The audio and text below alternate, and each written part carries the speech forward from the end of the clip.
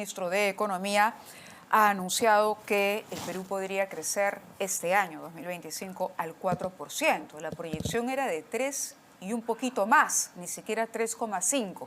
Cerramos el 24 con 3,3. Está con nosotros David Tuesta, exministro de Economía, para preguntarle lo primero si él cree en el optimismo del ministro actual. David, bienvenido. ¿Cómo estás, mami? Encantado. ¿Es optimista? ¿Es demasiado optimista? ¿Es posible llegar a ese 4%?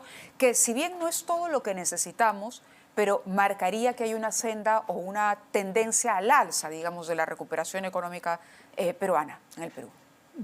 Mira, la señal que marca el ministro yo creo que es interesante, más allá de que específicamente se vaya a cumplir ese 4%, que todos lo deseamos, ¿no? Claro, pero al margen del deseo.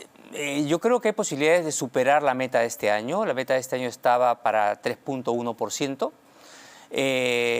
A ver, él nos ha mencionado 5 factores, creo que están detrás de esta proyección.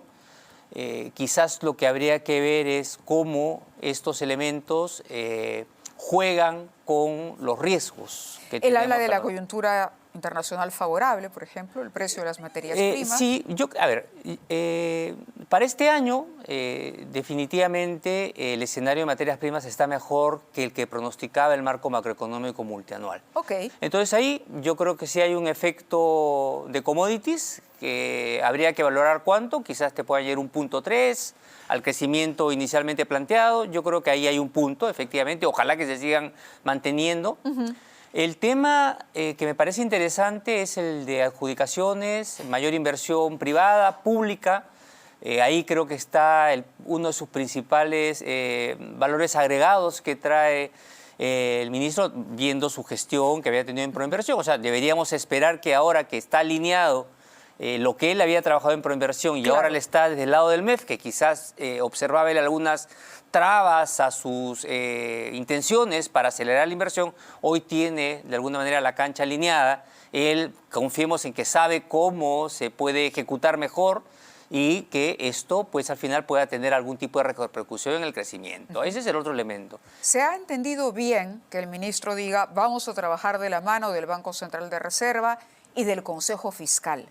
Porque en la gestión anterior lo que veíamos era un enfrentamiento, por lo menos con el Consejo Fiscal, sí, ¿no? Que decía el tema del respetar la regla del déficit, por ejemplo. El ministro ha sido enfático en decir que este año se respeta esa regla. ¿Esta es una buena señal también para los inversionistas? Sin duda, ¿no? El tema ahora lo que es ver cómo esto va progresando en lo que va en el año, ¿no? 2,2%, que es la meta, estamos en 3,7%, fue el último número anualizado de enero, 3,7% del Producto Bruto Interno de déficit. Converger al 2,2 va a ser todo un reto. Es decir, sí, la recaudación va a ser extraordinaria este año, deberíamos aproximarnos ojalá a ese nivel, pero bueno, tenemos algunos retos importantes. Primero el político. Eso, porque a pesar del escenario político, él dice que ya se tomó en cuenta incluso ese escenario de incertidumbre que es natural en un año preelectoral, previo a las elecciones. Sí, a ver, normalmente los años preelectorales son un poquito más movidos, ¿de acuerdo? Tienes el apetito... ¿Y se calcula el impacto que puede tener un año preelectoral en el crecimiento? Es difícil porque la situación política se ha ido deteriorando cada vez más. Pero por otro lado, tenemos una regla fiscal particular, digamos, en años preelectorales que contiene el gasto. O sea, en principio, si confiamos que eso va a ayudar a mitigar este escenario, pues... A ver, es posible que cumplamos esta meta, pero por otro lado tenemos otros elementos que pueden mover la cancha en el ámbito fiscal, como es el caso de Petroperú. Petroperú ya pidió un rescate el año pasado, este año al parecer en términos operativos la refinería no está yendo bien. Esto podría significar que toquen otra vez la puerta del Ministerio de Economía. Tenemos la palabra comprometida del ministro que no va a poner ni un sol más. Exacto. Eso me parece importante, habría que preguntar a la palabra de la presidenta. Exacto, esa era la pregunta que iba a hacer, porque ¿cómo creerle al ministro que se ha... Yo le creo, pero, a ver, pero... Correcto, pero que se ha plantado bien, algo que se le pedía hace tiempo a los ministros de Economía es que se plantaran y fueran firmes con lo que decían y con, caramba, el respeto, por ejemplo, a las reglas que han permitido la fortaleza macroeconómica del país, de las finanzas públicas. El ministro se ha parado bien, yo creo que es una buena señal, no sé, por lo que he recogido, está bien que el ministro empiece su gestión diciendo voy a respetar, no hay más dinero para Petroperú. El problema está en si al ministro le van a hacer caso o no, porque también sabíamos que no se le podía seguir dando dinero a Petroperú hasta hace unos meses atrás y sin embargo se le dio. Entonces, ¿cómo confiar en el ministro y en que él pueda tener la muñeca política para evitar la interferencia del gobierno en esto? Digamos que esa va a ser su prueba de fuego, creería, porque él se ha comprometido... Su prueba de fuego, como el nombre del programa. Exactamente.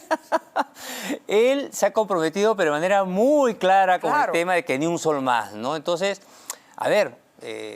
ojalá que de acá a 3 meses no esté tocando la puerta y tenga que enfrentarse justamente a esa promesa, ¿no? Pero, a ver, mencionabas tú las cosas positivas del ministro. Yo creo que ha sido muy importante esta conexión que ha empezado a desarrollar con el sector privado, con la inversión privada, hablando justamente de mover realmente estos megaproyectos que estaban ahí dormidos en muchos casos por cuestiones de carácter político. Lo he escuchado. Apelar a las asociaciones público-privadas, obras por impuestos, exactamente, todo lo que mueva inversión privada. Y ha sido muy directo, dejando de lado cuestiones políticas, las cosas que se tienen que hacer, ¿no? Al margen de determinados cuestionamientos que aparecen uno u otro lado, siempre hay en estos temas, porque de repente Odebrecht estuvo involucrado en el pasado, o porque de repente hay alguna aspiración regional que quiere que determinada obra vaya por un sitio y no vaya por otro.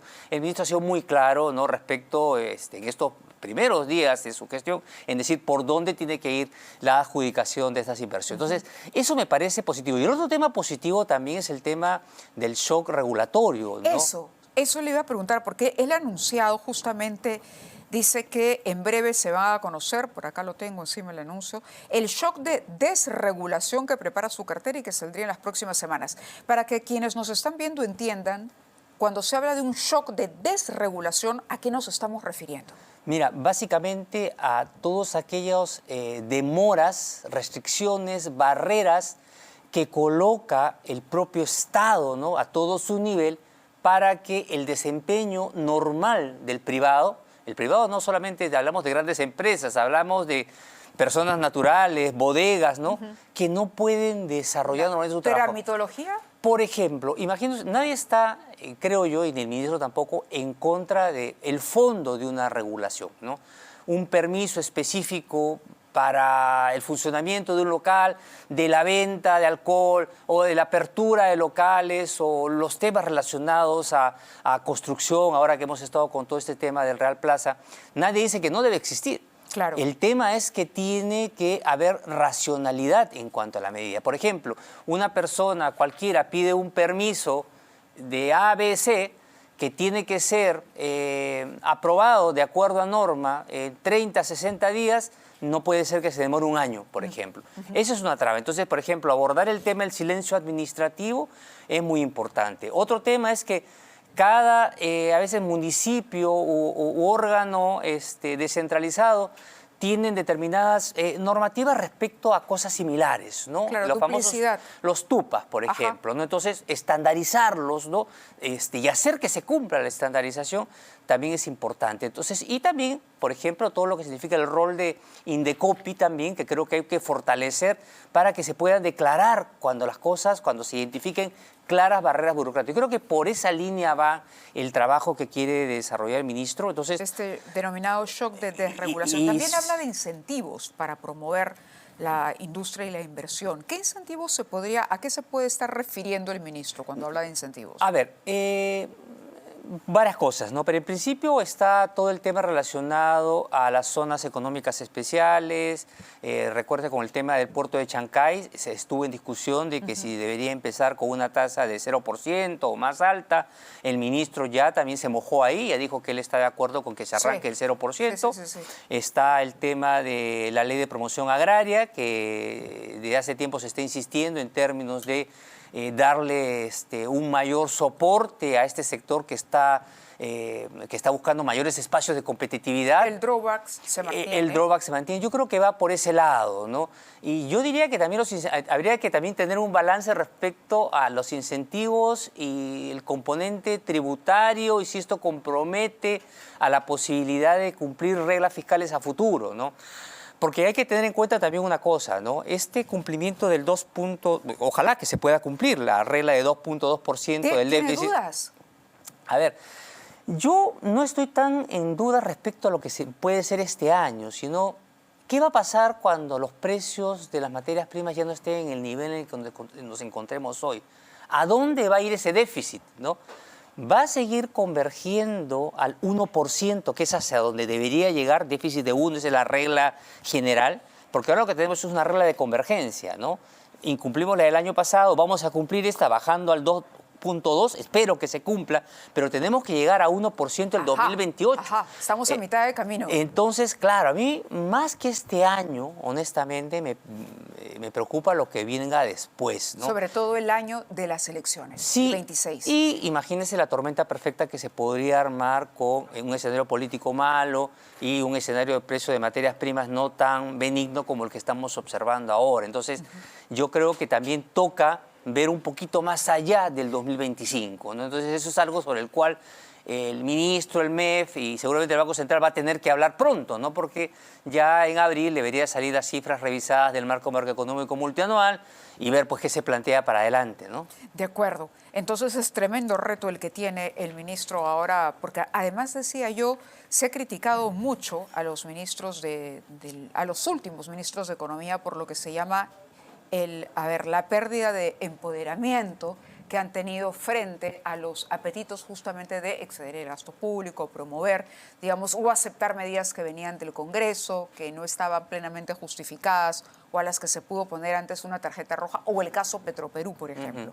Entonces, quizá por ahí podríamos encontrar el mayor reto que tiene el ministro Salardi. ¿Por qué cree que la presidenta apeló al cambio? ¿Qué puede haber detrás del cambio del ministro Arista por este nuevo ministro con la experiencia que tiene en Proinversión? Sin duda, siempre hay un desgaste natural y ahora ya acelerado, ¿no? En un contexto en el cual la fragmentación política es evidente, donde la presidenta de alguna manera debe, vamos a decir, su permanencia o digamos la viabilidad que tenga el espacio para gobernar de acuerdos con múltiples partidos. Y seguro también un anhelo por parte del sector privado de que las cosas no están marchando como se plantea, ¿no? Entonces, de alguna manera, yo creo que eso ha impulsado al final al cambio, ¿no? Al cambio, yo creo que los cambios, bueno, al final también son buenos, ¿no? Digamos, hoy estamos viendo una conexión que yo creo que es favorable, ¿no? Pero, por otro lado, yo sí quiero poner un poquito de paños fríos respecto a qué cosa significa crecer al 4 y dónde estamos en términos de... ¿Y cuáles serían los sectores que permitirían ese crecimiento a 4, por ejemplo? Claro, ¿no? Primero, ¿no? Antes de hablar del tema sectoriales, oye, tenemos un tema grande con la pobreza en el país, ¿no? El año pasado crecimos 3.3, se estuvo celebrando por ese nivel de crecimiento, pero la pobreza no termina de bajar. Recién el ingreso per cápita real del país, es decir, lo que ha producido el país en términos por habitante, recién ha alcanzado el nivel del 2019. Entonces, y claro, dices, celebras un 3.1, ahora queremos celebrar un 4% y la pobreza no termina de caer, ¿no? Entonces, en abril vamos a tener las nuevas cifras de pobreza. Muy probablemente ha pasado del 29 a 27, 26 quizás, pero ese 26% de pobreza sigue siendo más alto que el nivel de pobreza del 2019, que era 20%, prepandemia. Los países de la Alianza del Pacífico, todos ya han retornado a su tasa prepandemia hace 2, 3 años. Perú todavía no. ¿Por qué? Yo creo que ahí tenemos varios problemas. Uno de los grandes es de generar inversión privada. La inversión privada recién ha crecido 2% el año pasado. ¿Y cómo se puede marcar? Porque claro, el ministro puede ser muy entusiasta, ¿no? Y salir muy empoderado, y enhorabuena por ello. Pero, ¿qué va a pedir el inversionista privado para apostar y finalmente que el ministro pueda cumplir esa oferta que ha hecho? Yo creo que el ministro quizás cumpla su trabajo, ¿no? Sí. En lo que le toca de gestión, ¿no? Ojalá que dejamos el 4. El tema es que para asegurar inversión privada tú requieres sostenibilidad en el crecimiento, sostenibilidad en la regla de juego, cosas que no hemos visto. O sea, lo que necesitamos es que el siguiente ministro, el que llegue, ojalá de acá a un buen tiempo, porque también lo que queremos es estabilidad, de alguna manera continúe con lo mismo, ¿no? Continúe dando esas reglas, este shock, por ejemplo, más shocks regulatorios, por ejemplo, serían bienvenidos, ¿no? Mayor certeza para la inversión privada que, como repito, solamente ha crecido 2% cuando prepandemia crecía a dos dígitos, ¿no? Y entender que la inversión privada es lo único que puede crear empleo de calidad. Fíjese, hablando de sueldos, ¿no? De sueldos, el sector público son los únicos que han logrado tener un nivel de sueldos mayor al de antes de la pandemia. El sector privado sigue estando con sueldos reales por debajo del nivel prepandemia. Entonces, ese es otro tema también. Y seguramente, ya no me preguntes por dónde, pero el Congreso es el que más ha crecido seguramente. Entonces, No lo dudo. esta desconexión yo creo que es importante empezar a solucionar. El riesgo político y social, por tanto, ¿no? Esta sensación que tiene la gente de que sus principales demandas, como que él pueda llenar la olla, de que haya seguridad en las calles, ¿no? De que haya menos corrupción, que siempre aparece el número 1 en las encuestas, son las cosas que se tienen que solucionar. Claro. A fin de cuentas es trasladar esa cifra gruesa del crecimiento a la mejora de la calidad de vida de los ciudadanos, que sea una con otra. David, muchísimas gracias por haber estado con nosotros esta noche. Gracias, María. Y gracias a ustedes también por acompañarnos en